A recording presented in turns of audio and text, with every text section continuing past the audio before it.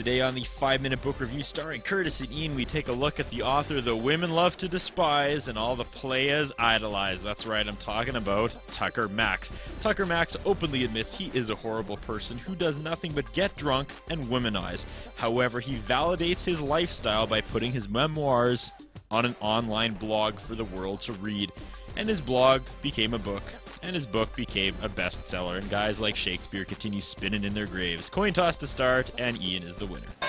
Another 5-minute book review with Curtis and Ian. And today we're talking about I Hope They Serve Beer in Hell by Tucker Max.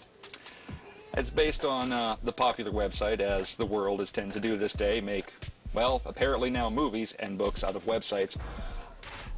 This book is extremely popular. Lots of people seem to enjoy it. Lots of people seem to think it's funny. I'm not one of those people.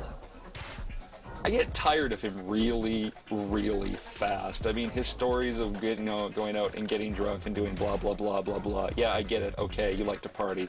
Awesome. They're kind of funny at first, and then after several stories of it, you kind of get to a point where you're just sitting there going, I get what you're about, and I don't need to read a couple hundred pages of it if I really want to, let alone pay money to read a couple hundred pages of it. Being a purveyor of books, it pains me to say it, but the website's there and it's free. This is not funny. This is some guy's life that I'm assuming that people love because they want to live it. Ian, when I first sat down and read this book, I was like, should we really be rewarding this kind of behavior in 2009 and celebrating it? And I have to admit, I'm absolutely 100% part of the problem. I didn't love the book, but I laughed. It made me laugh out loud, and I looked forward to the next chapter, and then I felt bad about myself, but I'm sorry, it's entertaining. Again, I know what you're saying. It gets old after a while, but, I mean, he treats women quite poorly, and you can, make the argument, well, they allow themselves to be treated quite poorly, because I think people know who this guy is by now, and they know if they're going to, spend an evening with this guy, they're going to end up in a book and humiliated, and I don't know, maybe that's appealing to some people for that, 2 seconds of fame, but regardless, yeah, this lifestyle should not be celebrated. It's just, I guess, looking at it from an outsider's point of view, I can laugh at it, but, the fact that this thing's a bestseller worries me. But again, that's hypocritical because I'm clearly part of the problem. Well, I don't know if it's an issue of being part of the problem. I mean, there's a lot of people who enjoy it. I mean, there's a type of humor in here that some people go for more than others. I mean, I'm sure there were parts that I got a chuckle out of too when I first read it, but like I said, by the time I got to the midpoint, I wasn't laughing anymore. I was kind of like, I've read this story 10 pages ago.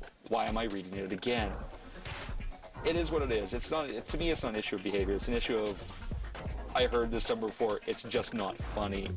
I don't necessarily have a shotgun full of hate for it, but still. It's funny because he ruined his own book for me.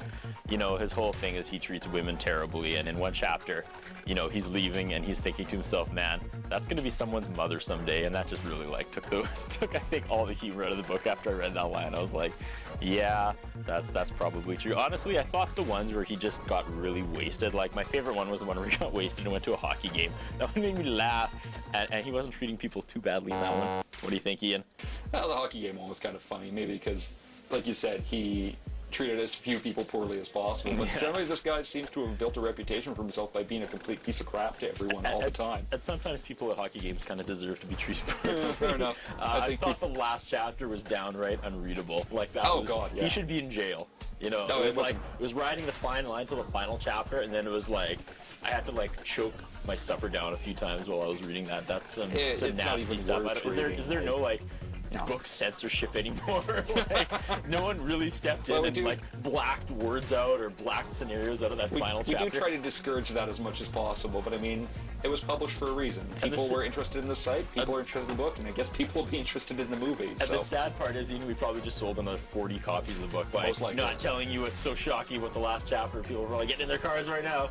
Want to find out how horrible of a human being this guy actually is. If people want to read it, they want to read it. Go for it, I say. Yeah, I wouldn't recommend it to my mom. No.